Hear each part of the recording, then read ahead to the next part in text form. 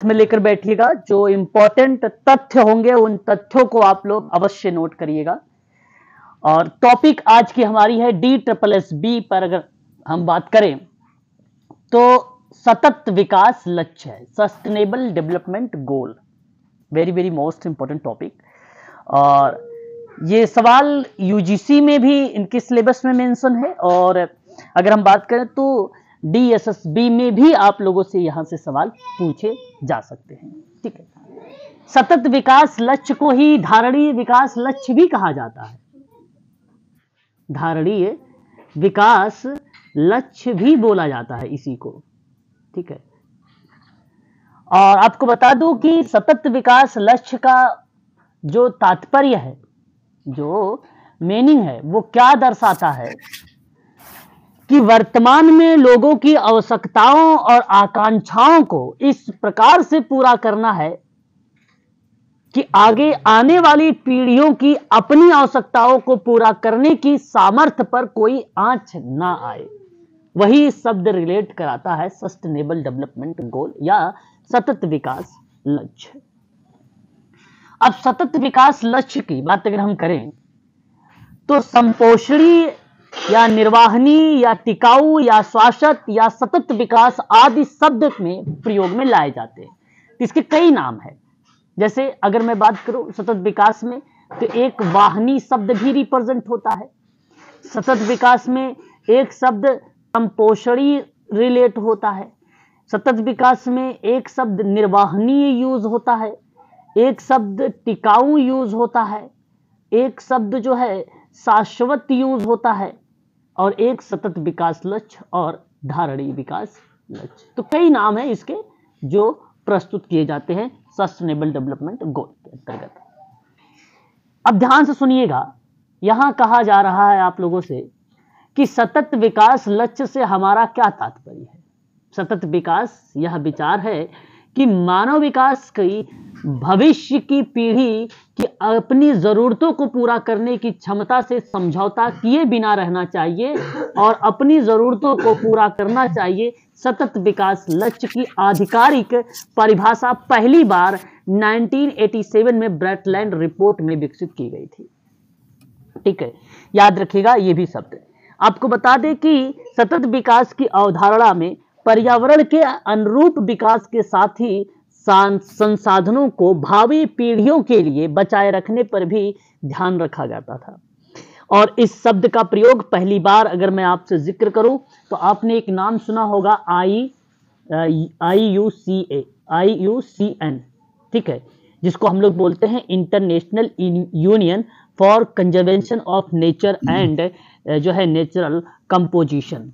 Basically अगर मैं बात करूं तो ये अपनी रिपोर्ट में विश्व संरक्षण रणनीति में किया, परंतु वर्ष 1987 में WCED,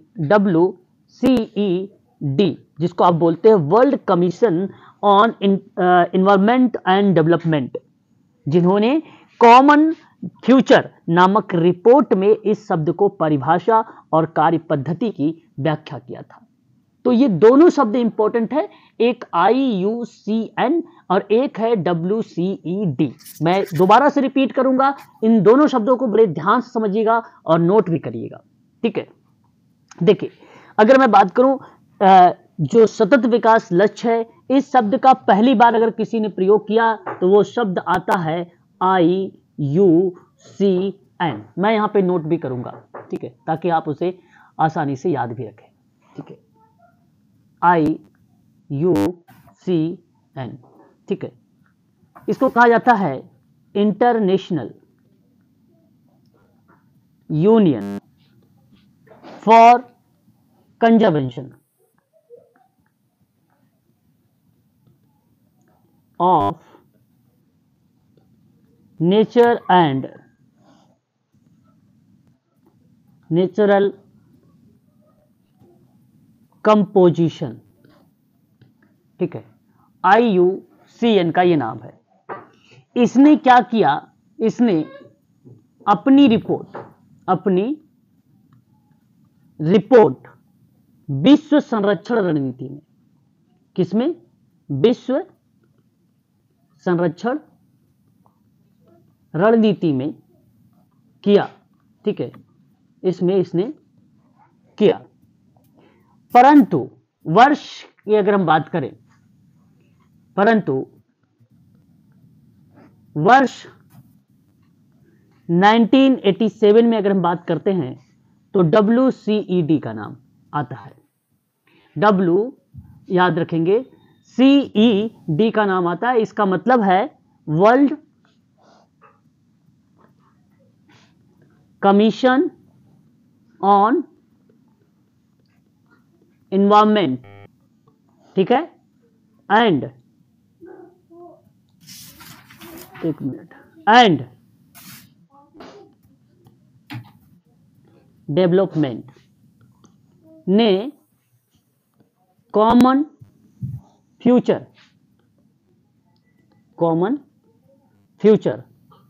नामक रिपोर्ट में इस शब्द की परिभाषा और कार्य पद्धति की व्याख्या किया और कार्य पद्धति की व्याख्या किया, ठीक है। इस शब्द को आप ध्यान रखें, या आप व्याख्या की आप ऐसा भी कह सकते हैं इसके अंतर्गत, ठीक है। क्लियर रहेगा? एक बार क्लियर करिएगा आप लोग, बताइएगा, एक बार स्पष्ट करिएगा क्या। चलिए, ओके, यहां तक अगर आपको स्पष्ट है, बड़ी अच्छी बात है, और मैं चाहूंगा कि आप सभी लोग इन तथ्यों को भी याद रखें क्योंकि इंपॉर्टेंट पॉइंट है। आगे अगर बात करते हैं तो सतत विकास क्या है? विकास जो भविष्य की पीढ़ियों को अपनी जरूरतों को पूरा करने की क्षमता से समझौता किए बिना वर्तमान की जरूरतों को पूरा करता है, वही बेसिकली सतत विकास लक्ष्य है। सतत विकास की सबसे व्यापक रूप से स्वीकृति परिभाषा जो है ब्रटलैंड आयोग ने अपनी रिपोर्ट आवर कॉमन फ्यूचर 1987 में दी थी, जो कि अभी मैंने आपको बताया है। सतत विकास लोगों और ग्रह के लिए एक समावेशी और टिकाऊ और लचीला भविष्य बनाने की दिशा में ठोस प्रयासों का आह्वान करता है, और यह प्रक्रिया सतत विकास का पार्ट मानी जाती है, ठीक है। ये 3 पॉइंट रहेंगे। सतत विकास क्यों महत्वपूर्ण है? सतत विकास का लक्ष्य कल की जरूरतों से समझौता किए बिना आज की जरूरतों को पूरा करना है। इसका मतलब यह है कि हम संसाधनों के वर्तमान स्तर का उपयोग जारी नहीं कर सकते, क्योंकि इससे भविष्य की पीढ़ी के लिए पर्याप्त संसाधन नहीं बचेंगे। कार्बन उत्सर्जन को स्थिर करना और कम करना पर्यावरणीय सीमाओं के भीतर रहने की एक कुंजी है। इस संबंध में बेसिकली सतत विकास में कहा गया कि जनसंख्या की तीव्र वृद्धि के कारण हमारे संसाधन का बहुत अधिक अंधाधुंध दोहन किया जा रहा है, जिसके कारण अन्य प्रकार की समस्याएं उत्पन्न हो रही हैं, और यह दोहन विकसित और विकासशील देशों में अधिक विकास के अवसरों को ध्यान में रखकर किया जा रहा है। विकास की प्रगति से तात्पर्य यह है कि अर्थव्यवस्था की वृद्धि दर संसाधनों के दोहन पर निर्भर करेगी, परंतु प्राकृतिक संसाधन जो होते हैं वो विशेष रूप से भूमि से निकलने वाला ईंधन, खनिज से निकलने वाला ईंधन, है ना, जिस पर वर्तमान औद्योगिकी निर्भर है और वे निश्चित रूप से सीमित है। तो इसी कंडीशन में ये क्यों महत्वपूर्ण है? जो वर्तमान स्तर का उपयोग को दर्शाते हुए ना करके वो भावी पीढ़ियों पर बातचीत करता है ना। तो यह एक प्रकार से सतत विकास की संकल्पना है, जिसको आप रिलेट करा सकते हो नाम से भी, जो है दोहन से, ठीक है। तो ये बात आपको इसके अंतर्गत ध्यान रखना होगा, ठीक है। आगे बात करते हैं। अगले पॉइंट में कहा गया कि सतत विकास लक्ष्य के जो है 3 स्तंभ हैं। बहुत इंपॉर्टेंट शब्द है ये भी, 3 स्तंभ है। एक है अर्थव्यवस्था, दूसरा है सामाजिक, तीसरा है पर्यावरण। सतत विकास के 3 स्तंभ हैं, ये आपको ध्यान रखना है। सतत विकास के मूल तत्व है। सतत विकास के 3 मुख्य तत्व जैसे आर्थिक विकास, सामाजिक समावेश और पर्यावरण संरक्षण, इसमें सामंजस्य स्थापित करना है, अत्यंत महत्वपूर्ण है। सतत विकास, सतत आर्थिक विकास, सतत आजीविका प्राप्त करना, प्रकृति के साथ सद्भाव में रहना, उचित प्रौद्योगिकी सतत विकास के लिए महत्वपूर्ण होता है। है ना। तो इन 3 मुख्य तत्वों को भी आपको ध्यान रखना है, जिसे हम स्तंभ के नाम से जानते हैं। परीक्षा के दृष्टिकोण से देखा जाए तो ये बड़ा ही महत्वपूर्ण है। आगे बात करता है पर्यावरणीय स्थिरता क्या होती है। तो इस संबंध में अगर हम बात करें तो यह प्रकृति का संसाधनों के अटूट स्रोत के रूप में उपयोग करने से रोकता है और इसकी सुरक्षा और तर्क संगतता उपयोग सुनिश्चित करता है। पर्यावरणीय संरक्षण, नवीनीकरण, ऊर्जा में निवेश, पानी की बचत, टिकाऊ प्रगतिशील का समर्थन और टिकाऊ निर्माण और वास्तुकला में नवाचार जैसे पहलू कई मोर्चा पर पर्यावरणीय स्थिरता प्राप्त करने में योगदान करते हैं। तो ये कहीं ना कहीं पर्यावरणीय स्थिरता को दर्शाता है। सामाजिक स्थिरता क्या होती है। तो यह एक लैंगिक समानता, लोगों या समुदाय या संस्कृतियों के विकास को बढ़ावा देकर दुनिया भर में जीवन, स्वास्थ्य देखभाल और सुरक्षा, शिक्षा की उचित रूप से वितरित गुणवत्ता प्राप्त करने में मदद भी करता है। उसे हम लोग बोलते हैं सामाजिक स्थिरता। इन शब्दों को भी रिलेट किया जाता है। उसके बाद आर्थिक स्थिरता क्या होती है, ये तीसरा है। आर्थिक स्थिरता बेसिकली समान आर्थिक विकास पर ध्यान केंद्रित करता है, जो पर्यावरण को नुकसान पहुंचाए बिना सभी के लिए धन पैदा करता है। निवेश और आर्थिक संसाधनों का समान वितरण, गरीबी को उसके सभी रूपों और आयामों में समाप्त करना। तो ये एक प्रकार से आप 3 ऐसे महत्वपूर्ण शब्द जो आर्थिक स्थिरता और सामाजिक स्थिरता, साथ ही साथ अगर हम बात करें तो पर्यावरणीय स्थिरता, ये 3 इसके जो है स्तंभ के रूप में जाने जाते हैं या 3 स्रोत के नाम से जाने जाते हैं। तो इन चीजों को आपको ध्यान रखना होगा। उसके बाद अगर हम बात करते हैं सतत विकास लक्ष्य की कुछ भूमिकाएं हैं, कुछ रोल है। वर्ष 2015 से या 15 में संयुक्त राज्य अमेरिका महासभा की 17वीं बैठक हुई। कब बैठक हुई यूएसए की सभा की? तो 17वीं बैठक हुई थी 2015 में, और उसमें 2030 तक के सतत विकास हेतु एजेंडा के तहत सदस्य देशों द्वारा 17 विकास लक्ष्य जो है अर्थात एसडीजी का रखा गया था, और उस समय 169 प्रयोजन यानी एक प्रकार से अंगीकृत किए गए थे। मैं आपको बता दूं कि वर्तमान में यह विकास का एक भूमंडलीय दृष्टिकोण बन गया। सन 1992 में आप लोगों ने सुना होगा पृथ्वी सम्मेलन में एक घोषणा हुई थी एजेंडा 21 का, जिसको आप रियो घोषणा के नाम से भी जानते हो। उसी के प्रति पूर्ण समर्थन व्यक्त किया गया। वर्ष 2002 में जोहान्सबर्ग सम्मेलन में मूल मुद्दा को लेकर धारणीय विकास पर जिक्र हुआ था। तो परीक्षा में सवाल बनता है कि बताइए पृथ्वी सम्मेलन कब घोषित हुआ? तो 1992 में, और 1992 में पृथ्वी सम्मेलन घोषित किस नाम से हुआ? एजेंडा 21 के नाम से घोषित हुआ। ये भी आपको ध्यान रखना है आप लोगों को, है ना।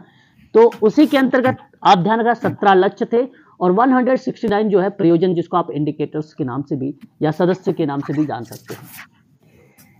पर्यावरणीय विकास, एक बार म्यूट हो जाइएगा। पर्यावरणीय और विकास पर विश्व आयोजन 1983 के अंतर्गत बर्टलैंड कमीशन के द्वारा जारी किया गया एक रिपोर्ट जो 1987 के अनुसार बताता है कि आने वाली पीढ़ी की अपनी आवश्यकताओं को पूरा करने की क्षमता से समझौता किए बिना वर्तमान पीढ़ी की आवश्यकताओं को पूरा करने हेतु विकास ही सतत लक्ष्य या सतत विकास है, यानी एक प्रकार से कंटिन्यूअस। एसडीजीएस क्यों? मतलब आपको बता दूं कि आपने नाम सुना होगा एक MDGs का नाम, जिसको हम लोग बोलते हैं मिलेनियम डेवलपमेंट गोल, सहस्त्राब्दी विकास लक्ष्य इसको हिंदी में कहा जाता है। इसकी अवधि 2015 में खत्म हो गई। पर्यावरण सुरक्षा के साथ मानव विकास हेतु जो जिक्र किया गया वो नाम आया SDGs, सस्टेनेबल डेवलपमेंट गोल्स का नाम आता है। तो संयुक्त राष्ट्र महासभा के द्वारा या संयुक्त राष्ट्र को एजेंडा 2030 17 विकास लक्ष्य रखे गए थे। इनमें मैं आपसे कहूंगा कि 1 से लेकर 10 तक के जो सस्टेनेबल डेवलपमेंट गोल हैं, इनके आप जरूर नाम अवश्य याद रखेंगे। क्यों? क्योंकि ये परीक्षाओं में आपसे पूछा जा सकता है। कहता है कि बताइए जरा कौन कौन से लक्ष्य रखे गए हैं। ठीक है, तो इसलिए मैं आप लोगों से कहूंगा आप इन 17 लक्ष्यों के नाम जरूर याद रखेंगे। पहला था गरीबी के सभी रूपों की पूरे विश्व से समाप्ति। कहने का तात्पर्य क्या था? No poverty. इसका मतलब क्या था? नो पॉवर्टी, यानी हमें क्या करना है? जो है गरीबी को समाप्त करना है। गरीबी के सभी रूपों की पूर्ण विश्व से समाप्त करना है। ये चीजें हमें दर्शाता है पहला गोल। उसके बाद दूसरा गोल की बात करते हैं तो कहता है कि भूख की समाप्ति, खाद्य सुरक्षा और बेहतर पोषण और टिकाऊ कृषि को बढ़ावा देने के परिप्रेक्ष्य में तो इसे कहा गया जीरो हंगर। जीरो हंगर बोला गया।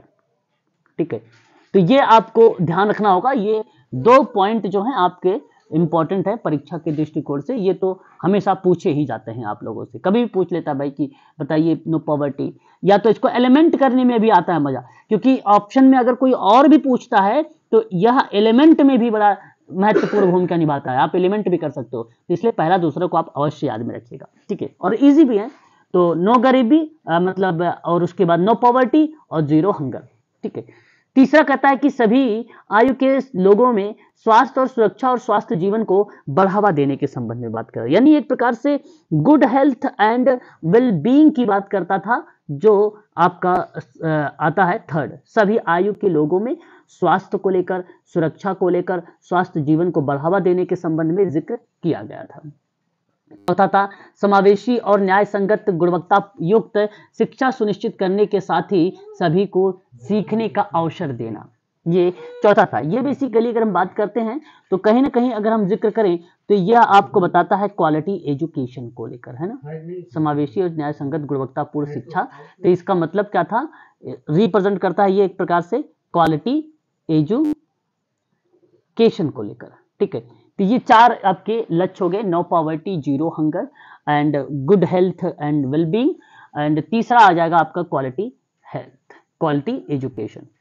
ठीक है, तो ये तो 4 आपको, मुझे उम्मीद है कि आप लोग याद भी कर लिए होंगे। 4 अभी याद भी हो गया होगा आप लोगों को। क्या याद हुआ है कि नहीं याद हुआ, बताइए। जी सर, जी सर, हो गए सर। हाँ, ये 4 आपके तो खूब वेरी इंपॉर्टेंट है। आपको मैं बता रहा हूँ केवल 10 तक ही याद करना है, आपको 10 तक याद करने हैं।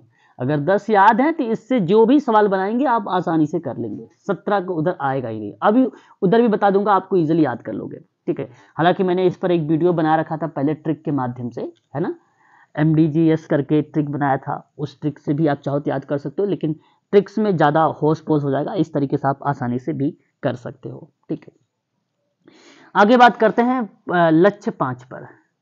लैंगिक समानता प्राप्त करने के साथ ही महिलाओं और लड़कियों के सशक्त करना, महिलाओं और लड़कियों को सशक्त करना। यहाँ पे अगर हम बात करते हैं तो कहीं ना कहीं जो शब्द रिलेट कराया, वो शब्द रिलेट कराया है जेंडर इक्वलिटी का, इक्वलिटी को। तो याद रखिएगा आप सभी लोग, जेंडर इक्वलिटी जो है लक्ष्य 5, जो लैंगिक समानता की बात करता है।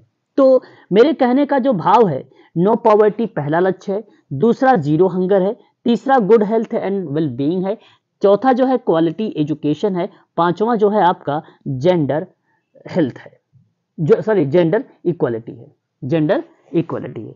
तो ये 5 आपको इस तरीके से याद भी रखना होगा। ठीक है, एजुकेशन के बाद जेंडर इक्वलिटी को लेकर। ठीक है, उसके बाद अगर हम बात करते हैं तो छठे का आता है कि सभी के लिए स्वच्छता और पानी के सतत प्रबंधन की उपलब्धता को सुनिश्चित करना। ये भी सस्टेनेबल डेवलपमेंट गोल के अंतर्गत रखा गया, यानी एक प्रकार से क्लीन वाटर एंड सैनिटेशन शब्द को यूज किया गया इसमें। तो यानी एक प्रकार से आप कह सकते हो कि सभी के लिए स्वच्छता और पानी के सतत प्रबंधन, यानी लगातार, यानी सस्टेनेबल मैनेजमेंट की उपलब्धता को सुनिश्चित करना होगा। ये बात इसके अंतर्गत कही गई थी। 7वां कहता है सस्ती और विश्वसनीय, टिकाऊ और आधुनिक ऊर्जा तक पहुंच को सुनिश्चित करना। ये आपका 7वां दर्शाता है ना। 7वां में अगर हम लोग बात करते हैं, बड़ा ही इंपॉर्टेंट है ये भी पॉइंट, और आप आसानी से इसके बारे में भी बता सकते हैं। जहां सस्ती विश्वसनीयता की बात हो, टिकाऊ और सुविधा आधुनिक ऊर्जा की बात हो, तो आप सीधा सीधा जवाब दीजिएगा सभी लोग कि यह जो है आपका लक्ष्य जो माना जाएगा वो आपका 7वां माना जाएगा। इंश्योर एक्सेस टू एफोर्डेबल, जो है रिलेबल शब्द को रिप्रेजेंट करता है। यहां पर मैं लिख भी देता हूं ताकि आप आसानी से इसको भी ध्यान रखें। इंश्योर एक्सेस टू एफोर्डेबल, ठीक है, रिलेबल शब्द को आप ध्यान रखिएगा, इसके अंतर्गत आता है, जो sustainable and modern energy for all को प्रस्तुत करता है। आप ये बात कह सकते हो सिंपल शब्दों में कि सस्ती और विश्वसनीय, टिकाऊ और आधुनिक ऊर्जा तक की पहुंच को जो सुनिश्चित करता है वो आपका 7वां होता है। एफोर्डेबल एंड क्लीन एनर्जी जो रिप्रेजेंट करता है वो 7वां आपका लक्ष्य होगा सस्टेनेबल डेवलपमेंट गोल के अंतर्गत। ठीक है, उसके बाद आता है 8वां कि सभी के लिए निरंतर समावेशी और सतत आर्थिक विकास, पूर्ण और उत्पादक रोजगार तथा बेहतर कार्य को बढ़ावा देने के संबंध में, यानी decent work and economic growth की बात कर रहा है एक प्रकार से, है ना। Decent work and economic growth की बात करता है तो वो प्रस्तुत करता है आपका 8वां लक्ष्य।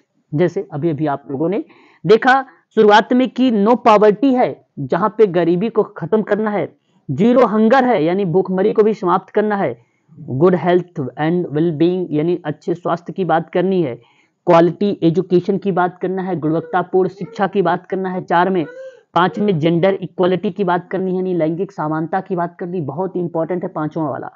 6ठे में क्लीन वाटर एंड सैनिटेशन की बात करनी है, स्वच्छता और पानी की बात करना है, और एफोर्डेबल एंड क्लीन एनर्जी की बात करनी है, और 8वां आपसे कहता है कि decent work and economic growth की बात करनी है। ये शब्द इसके अंतर्गत प्रस्तुत होते हैं। ठीक है, स्पष्ट रहेगा, एक बार क्लियर करिएगा। Yes sir. ओके, उसके बाद हम कहते हैं कि 9वां की लचीले बुनियादी ढांचे और समावेशी और सतत औद्योगिकीकरण को बढ़ावा देने के संबंध में। ठीक है, तो इसके अंतर्गत अगर हम बात करते हैं 9 पॉइंट पे, तो दर्शाता है एक प्रकार से इंडस्ट्रियल शब्द को, इनोवेशन शब्द को एंड इंफ्रास्ट्रक्चर शब्द जो रिप्रेजेंट होता है वो दर्शाता है आपका 9 सस्टेनेबल डेवलपमेंट गोल। आपको क्या कहता है कि लचीले बुनियादी ढांचे, समावेशी और सतत औद्योगिकी को बढ़ावा देना, देशों के भीतर और बीच असमानता को कम करने को प्रस्तुत करता है। ये आपको दर्शाता है सस्टेनेबल डेवलपमेंट गोल 9। ठीक है, उसके बाद अगर हम बात करते हैं जो है 10 कहता है कि देश के भीतर और देश के बीच और भीतर असमानता को कम करना, है ना, असमानता को कम करना है, बिल्कुल रिड्यूस करना है इन इक्वलिटीज को रिड्यूस करना। रिड्यूस का मतलब क्या होता है? कम करना। किसको कम करोगे? असमानता को कम करोगे। किसको कम करोगे? असमानता को कम करोगे। इस शब्द को आप जरूर ध्यान में रखेंगे इस संबंध में, असमानता को कम करना, देश के भीतर और भीतर असमानता को। ठीक है, उसके बाद वही बात करते हैं 11 पे, तो सुरक्षित और लचीले और टिकाऊ शहर और मानव बस्तियों का निर्माण के संबंध में। ठीक है, तो यहां अगर हम बात करते हैं जो है दर्शाता है सस्टेनेबल सिटीज एंड कॉमर्शियल शब्दों को रिप्रेजेंट किया गया है। कॉमर्शियल शब्दों को मानव बस्तियों का निर्माण में, तो जाहिर सी बात है कॉमर्शियल शब्द को प्रस्तुत किया गया। तो आप कह सकते हो सस्टेनेबल सिटीज एंड कॉमर्शियल शब्द जब प्रस्तुत होगा वो 11 आएगा, या आप कह सकते हो कि सुरक्षित, लचीले और टिकाऊ शहर और मानव बस्तियों के निर्माण के परिप्रेक्ष्य में, तब भी वो आपका सस्टेनेबल डेवलपमेंट गोल यानी लक्ष्य आपका 11 नंबर का रिप्रेजेंट करेगा। तो 10 इंपॉर्टेंट है, 10 आप ध्यान रखिएगा। बाकी तो आप ऐसे भी अगर 2-4 बार मैं पढ़ाऊंगा या क्वेश्चन जब आएगा करवाऊंगा तो वहां पर भी आप इन चीजों को याद कर सकते हो आसानी से, लेकिन 10 तक तो जरूर आपको पता होना चाहिए, है ना, इंपॉर्टेंट है 10 तक। अस्थायी खपत और उत्पादन पैटर्न को सुनिश्चित करना, यह आपको 12वां पॉइंट दर्शाता है। 12वां आपका लक्ष्य है ना, एक प्रकार से रिस्पॉन्स कंज्यूमर की बात करता है, कंज्यूम की बात करता है, या आपका लिए कंजप्शन की बात करती है प्रक्रिया। ठीक है, तो आप अस्थायी खपत और उत्पादन पैटर्न को सुनिश्चित संदर्भ में रिप्रेजेंट करता है, एक प्रकार का प्रोडक्शन है। ठीक है, और 13 नंबर का है कि जलवायु परिवर्तन और उसके प्रभाव से निपटने के लिए तत्काल क्रिया यानी तत्काल कार्यवाही करने की बात करता है। यह आपका 13 है, जिसको हम लोग बोलते हैं सिंपल शब्दों में क्लाइमेट एक्शन को लेकर। तो जब जलवायु परिवर्तन की बात होती है या उसके प्रभाव से निपटने के लिए बात होती है, तो ऐसे में सस्टेनेबल डेवलपमेंट गोल का 13वां नंबर का पॉइंट आ जाता है, वो उसको हम इंग्लिश में कहते हैं क्लाइमेट एक्शन। क्रिया का मतलब एक्शन या कार्यवाही भी आप कह सकते हो। 14 नंबर का पॉइंट आता है अस्थायी सतत विकास के लिए महानगरों, समुद्री और समुद्री संसाधनों का संरक्षण और उपयोग की बात की गई है। 14वां नंबर पर लाइफ बिलो वाटर की बात की गई। यहां सिंपल शब्दों में आप समझे, लाइफ बिलो वाटर शब्द को रिप्रेजेंट किया गया। 14 पॉइंट पर कहता है कि अस्थायी सतत विकास के लिए महासागर, समुद्र, समुद्री संसाधनों का संरक्षण करना है और उसका उपयोग करना है। 15 नंबर का कहता है कि सतत उपयोग को बढ़ावा देने वाली स्थलीय पारिस्थितिकीय प्रणालियों, सुरक्षित जंगलों, भूमि क्षरण और जैव विविधता के बढ़ते नुकसान को रोकने का प्रयास करना है। यह आपका 15 नंबर का गोल बन जाता है, जिसको हम लोग बोलते हैं लाइफ ऑन लैंड करके जो जवाब दर्शाता है, वो आपका सस्टेनेबल डेवलपमेंट गोल का 15वां लक्ष्य होता है। 16 नंबर पर आपका क्या आता है, सतत विकास के लिए शांतिपूर्ण और समावेशी समितियों को बढ़ावा देने के साथ ही साथ सभी स्तरों पर, ठीक है सर, सभी स्तरों पर उन्हें प्रभावी और जवाबदेह पूर्ण बनाना, ताकि सभी के लिए न्याय जो है सुनिश्चित हो सके। यह आपका 16 नंबर का आता है ना। इसमें आप ध्यान रखेंगे 2-3 शब्द आते हैं, जैसे पीस शब्द आता है, शांति को दर्शाता है, जस्टिस शब्द आता है जो न्याय को दर्शाता है, एंड स्ट्रॉन्ग इंस्टीट्यूशनल शब्द को भी प्रस्तुत इसमें किया गया है, यानी जो समितियां हैं उसको बढ़ावा देने के साथ ही साथ सभी स्तरों पर उनके प्रभाव को भी दर्शाता है, यानी एक प्रकार से जवाबदेहिता बनाना ताकि सभी के लिए न्याय को सुनिश्चित हो सके। ये आपका 16वां है। तो पीस एक कीवर्ड है, ये 16 नंबर पर आप इसको याद रख सकते हो, ठीक है। Peace, justice and strong institutions को नाम आप ध्यान रख सकते हो। Last very very most important, partnership को दर्शाता है। ये बेसिकली सतत विकास के लिए वैश्विक भागीदारी को पुनर्जीवित करने के अतिरिक्त क्रियान्वयन के साधनों को मजबूत करने की बात करता है, और ये पार्टनरशिप फॉर द गोल्स को रिप्रेजेंट करता है। एक प्रकार से पार्टनरशिप में भागीदारी, वैश्विक भागीदारी को पुनर्जीवित करने के अतिरिक्त क्रियान्वयन के जो है साधनों को मजबूत करने को प्रस्तुत करता है। तो ये थे कुल 17 सस्टेनेबल डेवलपमेंट गोल के अंतर्गत, एसडीजी के अंतर्गत लक्ष्य। इन चीजों को आप अवश्य ध्यान में रखिएगा। परीक्षा के दृष्टिकोण से अगर मैं बात करूं तो ये इंपॉर्टेंट होगा, ठीक है। ये आपके 17 गोल्स रहेंगे। स्पष्ट रहेगा? एक बार क्लियर करिएगा तो फिर मैं आगे बढ़ूंगा। Yes sir. ओके, चलो फिर अब कुछ मैं चाहूंगा कि इसके पॉइंट्स को नोट करें। अच्छा, देखते हैं पॉइंट्स, पहले इसको पढ़ा देता हूं, फिर पॉइंट्स में लास्ट में बता दूंगा। क्या है एमडीजीएस, जिसको हम लोग मिलेनियम डेवलपमेंट गोल कहते हैं, ठीक है। और इसके अंतर्गत अगर हम बात करते हैं, एमडीजीएस कहते हैं, तो ये संयुक्त राष्ट्र महासभा द्वारा वर्ष 2000 में फ्रेम को स्वीकृत दिया, या एक प्रकार से स्वीकार किया गया था, लेकिन लक्ष्यों की 1990 के स्तर पर गणना की गई। ये 2015 तक के लिए थे, और इसके अंतर्गत 8 गोल और 18 टारगेट्स रखे गए थे।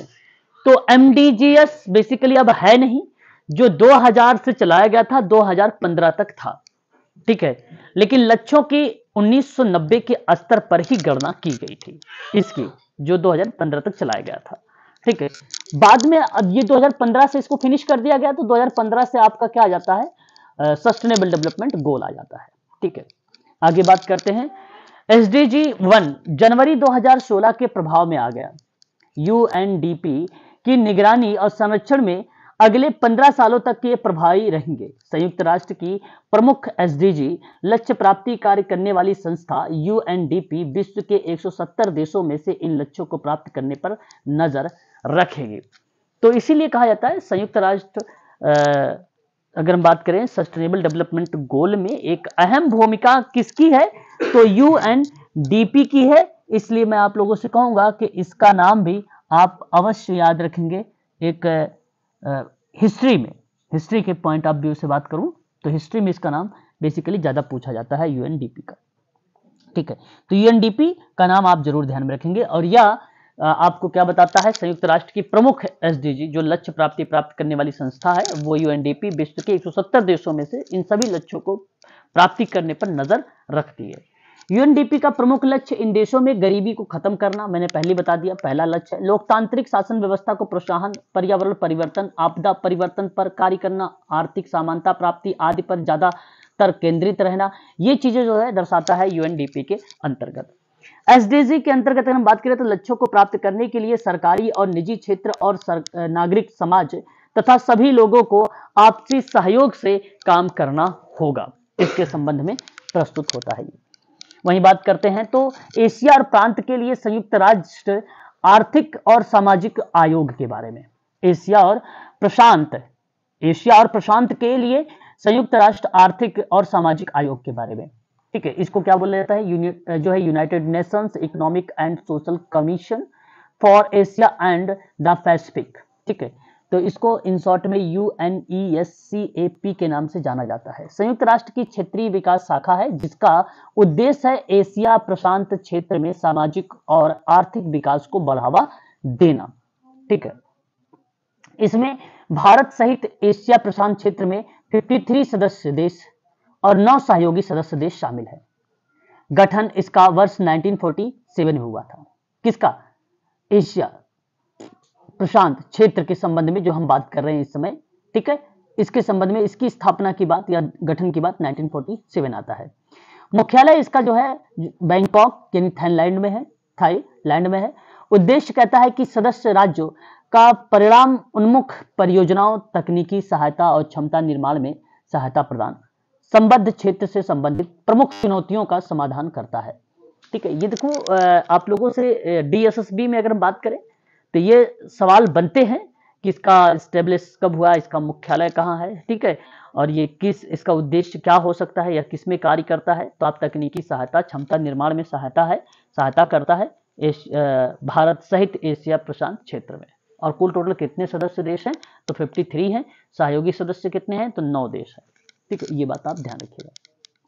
अब देश का नाम नहीं पूछेगा, बताइए उसमें से कौन सा देश है ना। प्रशांत और एशिया जो है एशिया और प्रशांत SDG प्रगति रिपोर्ट क्या रही? एशिया और प्रशांत SDG प्रगति रिपोर्ट संयुक्त राष्ट्र अगर हम बात करते हैं ESCAP के वार्षिक प्रमुख जो है प्रकाशनों में से एक है। यह क्षेत्र में SDG प्रगति का एक संक्षिप्त विवरण या समीक्षा प्रदान करती है।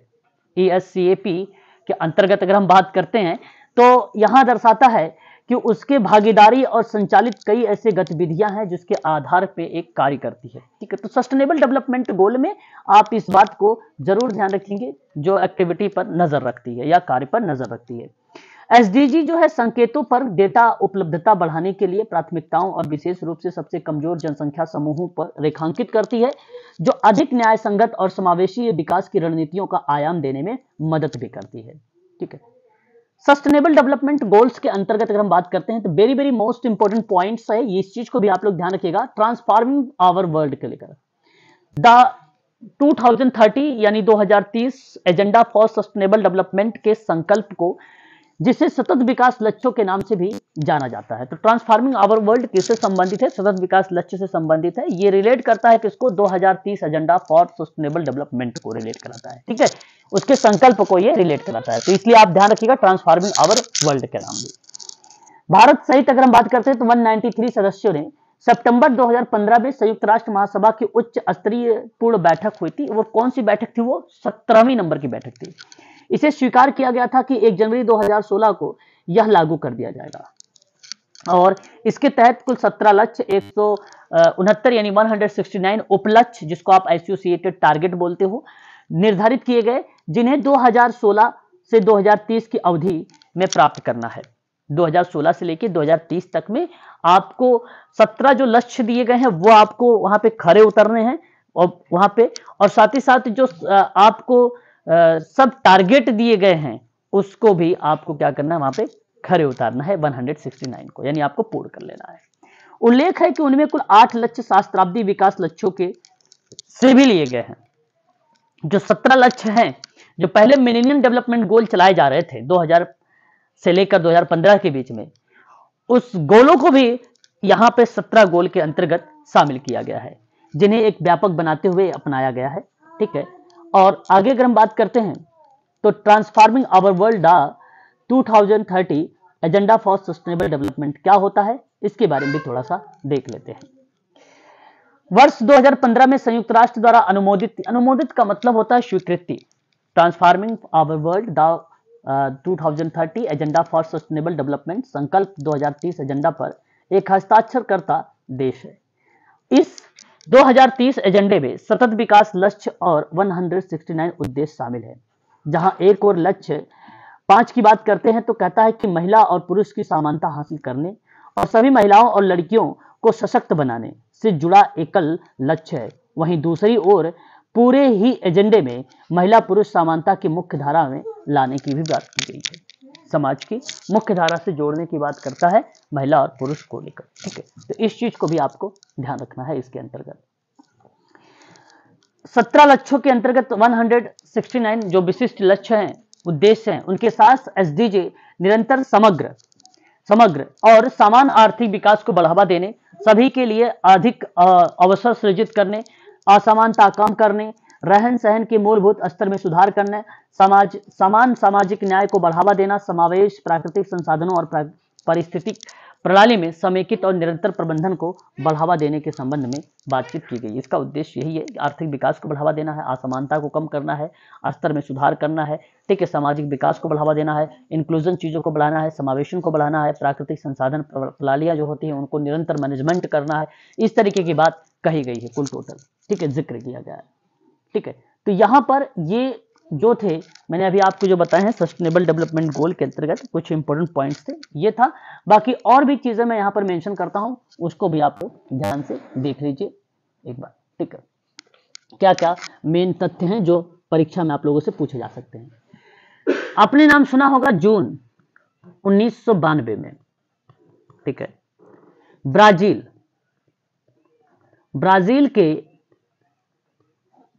के रियो डी जेनेरियो, ब्राजील के, ठीक है, मेरी आवाज क्लियर है? Yes sir. ओके, जेनेरियो में पृथ्वी सम्मेलन में 178 से अधिक देशों ने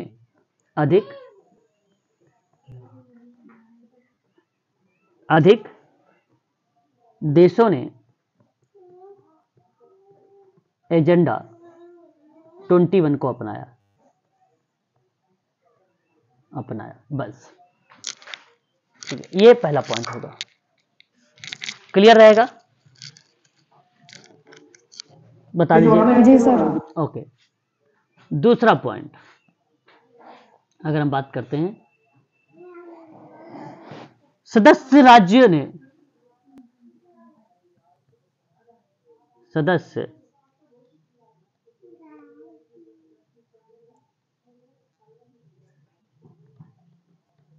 राज्यों, ठीक है, ने सितंबर 2000 में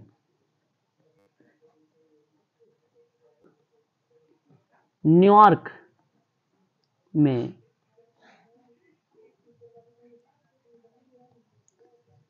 संयुक्त राष्ट्र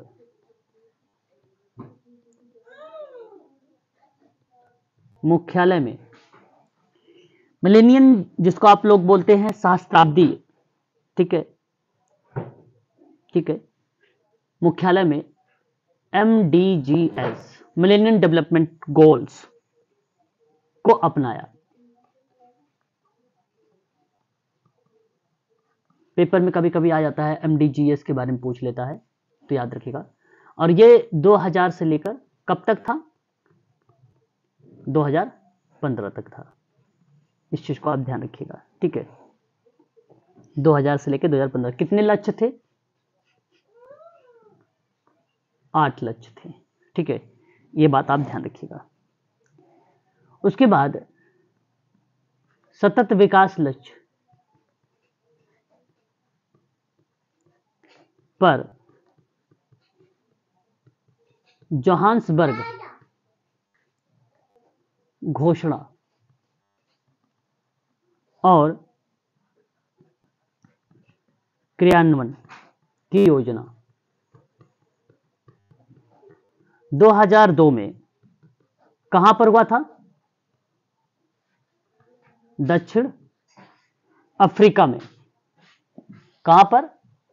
दक्षिण अफ्रीका में, ठीक है, दक्षिण अफ्रीका में। सस्टेनेबल डेवलपमेंट गोल, जिसको हम लोग बोलते हैं सस्टेनेबल डेवलपमेंट गोल, ठीक है, सतत विकास पर विश्व शिखर सम्मेलन में अपनाई गई। सस्टेनेबल डेवलपमेंट गोल को अपनाया गया, ठीक है, अपनाया गया। गरीबी समाप्त करना, पर्यावरण के लिए वैश्विक समुदाय प्रतिबद्धता के लिए, है ना, पुष्टि करना, एजेंडा 21 और सहस्त्राब्दी घोषणा को अधिक शामिल किया गया, बहुपक्षीय साझेदारी पर बल दिया गया इसी में। तो आप याद रखेंगे बहुपक्षीय साझेदारी पर बल दिया गया, ठीक है, साझेदारी पर बल दिया गया, ठीक है, ये बात ध्यान रखिएगा। उसके बाद अगर हम बात करते हैं 2012 के बारे में, जून 2012 में ब्राजील के रियो डी जेनेरियो, ठीक है, में सतत विकास पर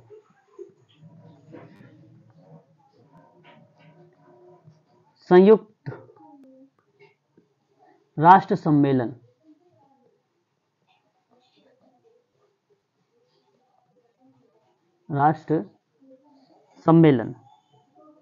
रियो प्लस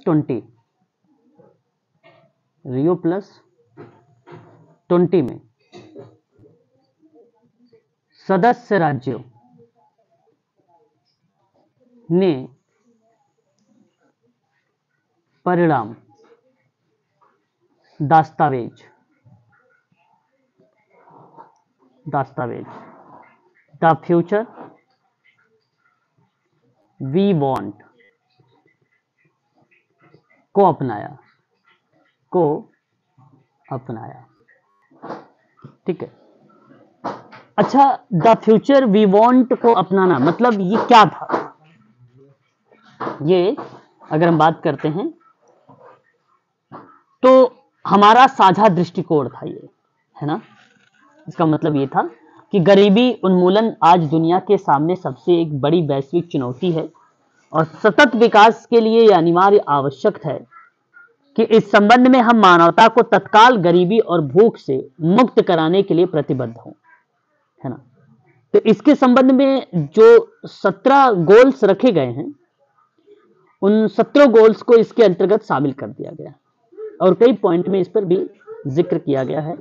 तो ये हमारा साझा भविष्य पर केंद्रित है, उन्हीं चीजों को ये दर्शाता है, ठीक है। तो इसके अंतर्गत कई पार्ट आते हैं कि जिसमें उन्होंने अन्य बातों के साथ साथ विकास के लिए एक प्रक्रिया शुरू करने का निर्माण किया था, है ना। सतत विकास को लागू करना, अन्य उपाय शामिल करना, वित्त पोषण, छोटे द्वीप, विकासशील राज्यों और अधिक में काम के भविष्य के कार्यक्रमों के लिए जनादेश को शामिल करना, इन सभी को the future of we want में शामिल किया गया था।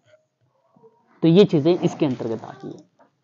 उसके बाद अगर हम बात करते हैं तो एक पॉइंट आता है 2013 में महासभा ने एसडीजी पर एक प्रस्ताव विकसित करने के लिए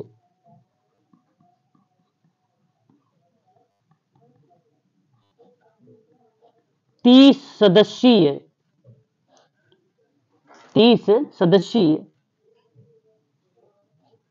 ओपन वर्किंग ग्रुप की स्थापना की, यानी उसकी स्थापना की है, ठीक है। तो ये आपको ध्यान रखना है इसके अंतर्गत, ठीक है। ये चीजें आती है इसके अंतर्गत, ठीक है। 2015 में कई प्रमुख समझौते को अपनाने के साथ बहुपक्षवाद और अंतर्राष्ट्रीय नीति को आकार देने के लिए कुछ ऐतिहासिक वर्ष भी इसके अंतर्गत शामिल किए गए। जैसे परीक्षा में आता है आपदा जोखिम न्यूनीकरण के लिए एक सदैव फ्रेमवर्क था, कब आया था? आपदा जोखिम मैंने पढ़ा चुका हूं, न्यूनीकरण के लिए सदैव फ्रेमवर्क, सदैव फ्रेमवर्क 2000 मार्च 2015 आप लोग लगाते हो, है ना? 14 से लेके 18 मार्च 2015 तक में सदैव शहर में बेसिकली हम जिक्र करते हैं सदैव फ्रेमवर्क के बारे में, वहीं से, ठीक है। आपदा जोखिम न्यूनीकरण का तीसरे संयुक्त राष्ट्र विश्व सम्मेलन में अपनाया गया था इसको। आपदा जोखिम में कमी के लेकर बात करना, एक प्रकार से उसका क्रियान्वयन करना, मूल्यांकन करना, समीक्षा करना, ठीक है, इत्यादि चीजों पर जिक्र करता है इसके अंतर्गत, ठीक है। ये बात आपको ध्यान रखना होगा इसके संबंध में। क्लियर रहेगा? बताइए। जी सर। जलवायु परिवर्तन पर पेरिस से एक समझौता हुआ था। जलवायु परिवर्तन पर पेरिस समझौता हुआ था, एक पेरिस समझौता हुआ दिसंबर 2015 में, दिसंबर 2015 में, ठीक है। तो ये आपको ध्यान में रखना होगा एसडीजी के अंतर्गत, ये जो मैंने अभी आप लोगों से जिक्र किया है इसके संबंध में, ठीक है। सस्टेनेबल डेवलपमेंट गोल के अंतर्गत इतनी बातें आप लोगों को ध्यान में रखना होगा, ठीक है। क्लियर है? तो एक बार स्पष्ट करिए और कुछ अब क्वेश्चन कर लेते हैं इसके संबंध में। जी सर। ठीक है, चलिए। तो अब इसके अंतर्गत अगर मैं आपसे बात करूं तो कुछ हम लोग जो है बातचीत कर लेते हैं प्रश्नों पर, ठीक है, ताकि आप लोग से अगर मान लीजिए परीक्षा में प्रश्न बनते हैं तो आप किस तरीके से उन प्रश्नों को लगाएंगे, किस तरीके से उस प्रश्न को आप सही करेंगे, ठीक है। उसी के संबंध में मैं आप लोगों से जिक्र करने चल रहा हूं। पहला सवाल आपसे अगर क्वेश्चन में कहता है कि सतत विकास क्या है, सतत विकास क्या है, ये क्वेश्चन रहेगा। 4 ऑप्शन आपके सामने आएंगे, ठीक है, याद रखिएगा। पहला ऑप्शन कहता है कि मानव और पर्यावरण के बीच का संबंध है, मानव और पर्यावरण के बीच का संबंध है, यह आपको पहला ऑप्शन है, ठीक है। दूसरा कहता है अर्थ व्यवस्था विकास के लिए विकास की आवश्यकता, ये दूसरा रहेगा। तीसरा कहता है कि संसाधनों के उपयोग, संसाधनों के उपयोग की आवश्यकता और भविष्य के लिए उनके संरक्षण को संतुलित करना। डी कहता है उपर्युक्त में से एक से अधिक, उपर्युक्त में से एक से अधिक। बताइए ऑप्शन आप क्या चुनाव करेंगे? Option C. Option D. उपर्युक्त एक से अधिक, एक से अधिक। ऑप्शन डी की तरफ कुछ बच्चे कह रहे हैं, परंतु ऑप्शन डी यहां पे करेक्ट नहीं है। एक से अधिक सी है। बिल्कुल सही जवाब ऑप्शन यहां पर जो होगा आपका सी करेक्ट होगा। उपर्युक्त एक से अधिक का मतलब है इसके जो ऊपर कूट दिए गए हैं एक में से अधिक बताया है, एक से अधिक। अब किस ऑप्शन को बता रहा है ये जरूरी नहीं है ना, ये जरूरी नहीं। तो ऑप्शन बेसिकली यहां पर अगर जो कोई रिलेट हो रहा है वो केवल और केवल ऑप्शन सी आपका करेक्ट हो रहा है, यहां ऑप्शन सी ही सत्य माना जाएगा आपका। ठीक है, क्वेश्चन नेक्स्ट हमारे सामने, सतत विकास के 3 स्तंभ। क्वेश्चन नंबर नेक्स्ट, सतत विकास के 3 स्तंभ डैश।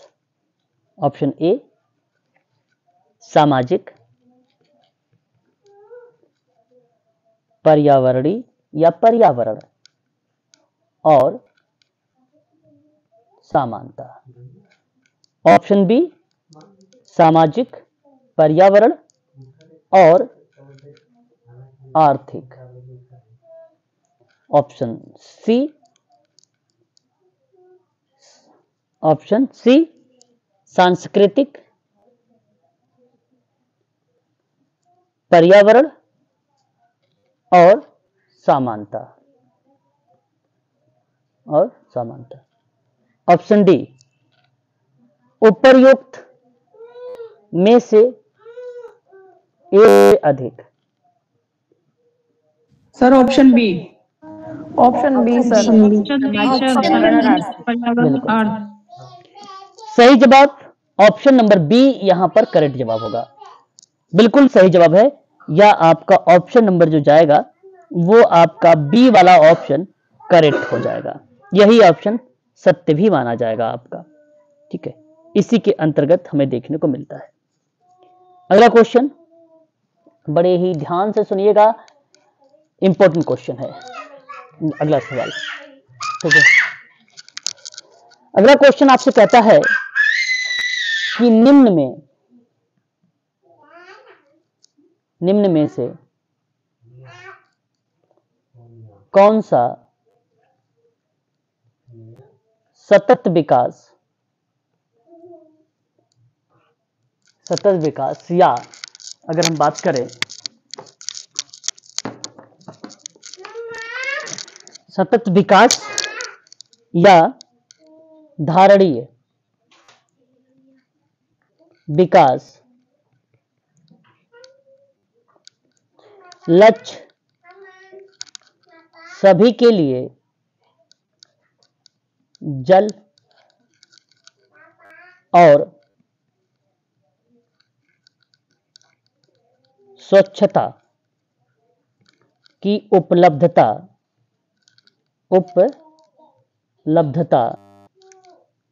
और सतत प्रबंधन सुनिश्चित करता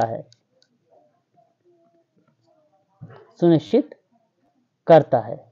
पहला ऑप्शन SDG 4, दूसरा ऑप्शन SDG 7, तीसरा ऑप्शन SDG 6, चौथा ऑप्शन SDG 5। जवाब बताइए।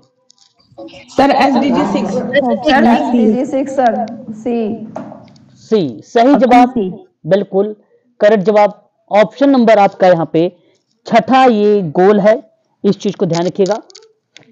पहला गरीबी को समाप्त करना, दूसरा भूखमरी को मुक्ति, तीसरा बेहतर स्वास्थ्य और कल्याण, गुणवत्तापूर्ण शिक्षा चौथा, पांचवा लैंगिक समानता, छठा जल स्वच्छ एवं स्वच्छता की बात की गई थी इसके अंतर्गत, सातवां किफायती और स्वच्छ ऊर्जा, आठवां उत्कृष्ट कार्य और आर्थिक विकास, नौवां उद्योग नवाचार और बुनियादी ढांचे का विकास, 10वां असमानता में कमी।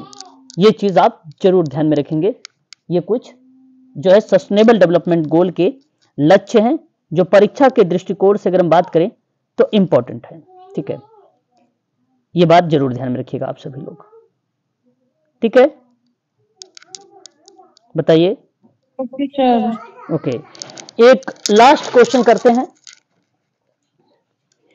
कहता है कि निम्न में से कौन सा एक अस्थायी विकास लक्ष्य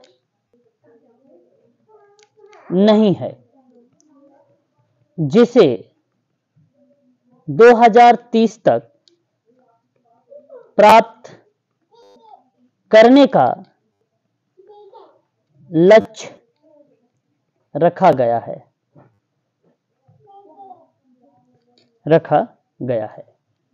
ऑप्शन ए लैंगिक असमानता, ऑप्शन बी शून्य भूखमरी, सी अच्छा स्वास्थ्य एवं कल्याण, ऑप्शन डी अंतरिक्ष अनुसंधान। सर ऑप्शन डी सर, अंतरिक्ष अनुसंधान। हाँ बिल्कुल सही, ठीक है भाई, ठीक है।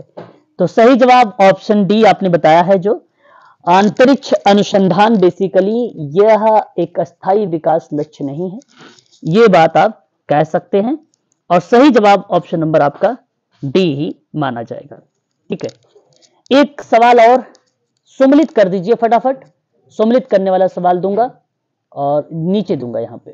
ठीक है, आपको सम्मिलित करना है। ठीक है, ध्यान से थोड़ा सा सुनिएगा। SDG 10 जलवायु परिवर्तन,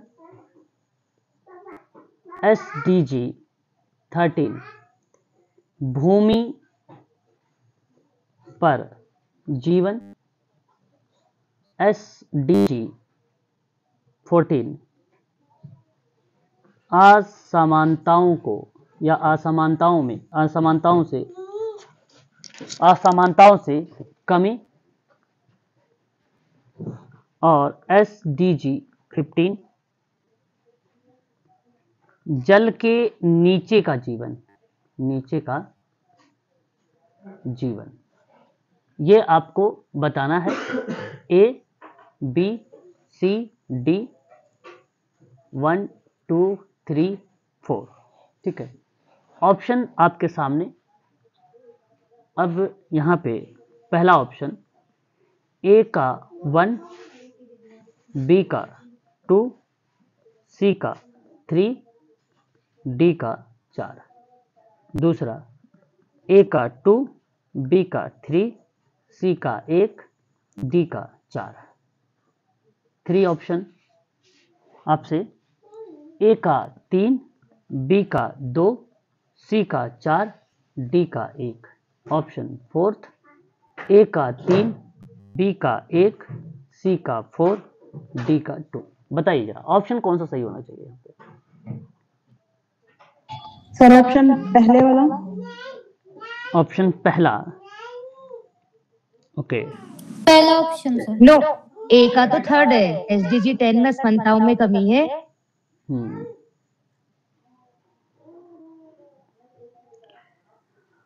सर सी होगा, थर्ड होगा, option third.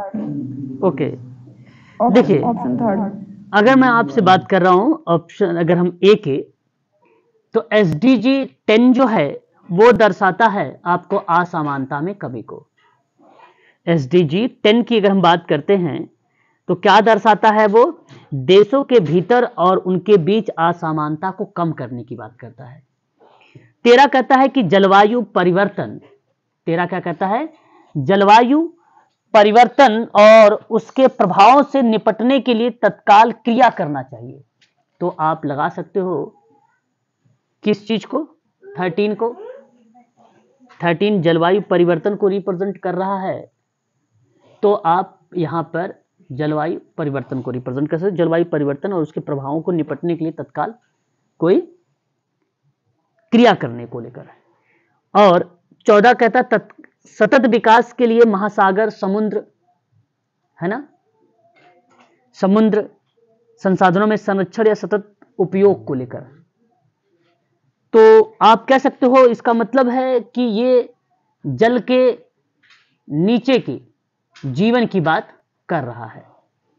Sustainable development goal 15 कहता है कि स्थलीय पारिस्थितिकी तंत्र में सतत उपयोग को सुरक्षित और पुनर्स्थापन को बढ़ावा देने को लेकर, तो आप कह सकते हो 15 भूमि पर जीवन को लेकर, यानी स्थली को लेकर। तो यहां पर आपका ऑप्शन जो जाएगा वो 4 जाना चाहिए। क्या ये बात सत्य है? जी सर, ऑप्शन जी सर। ऑप्शन 4 आपका यहाँ पे करेक्ट माना जाएगा, इसलिए मैं आपसे सबसे कहूंगा कि ये आपको ध्यान रखना है। ठीक है, ठीक है। चलिए एक और क्वेश्चन पर हम लोग जिक्र कर लेते हैं जाते जाते।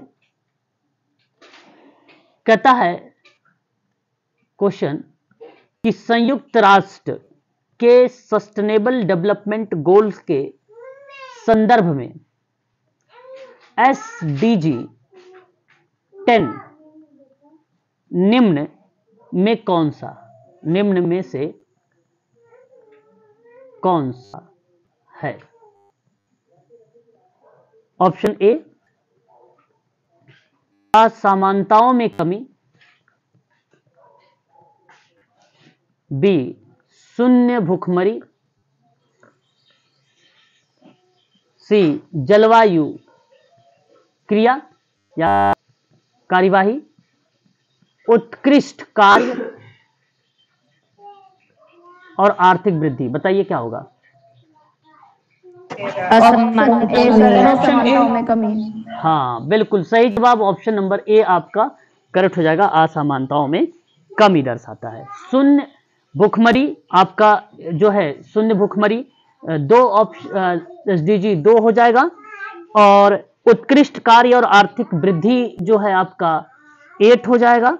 ठीक है ना, और जलवायु क्रिया आपका 13 हो जाएगा, और असमानताओं में कमी जो है आपका 10 हो जाएगा। क्लियर रहेगा ना? हाँ बस ये है कुछ क्वेश्चंस। आज आपका ये टॉपिक भी सस्टेनेबल डेवलपमेंट गोल भी फिनिश हो गया है।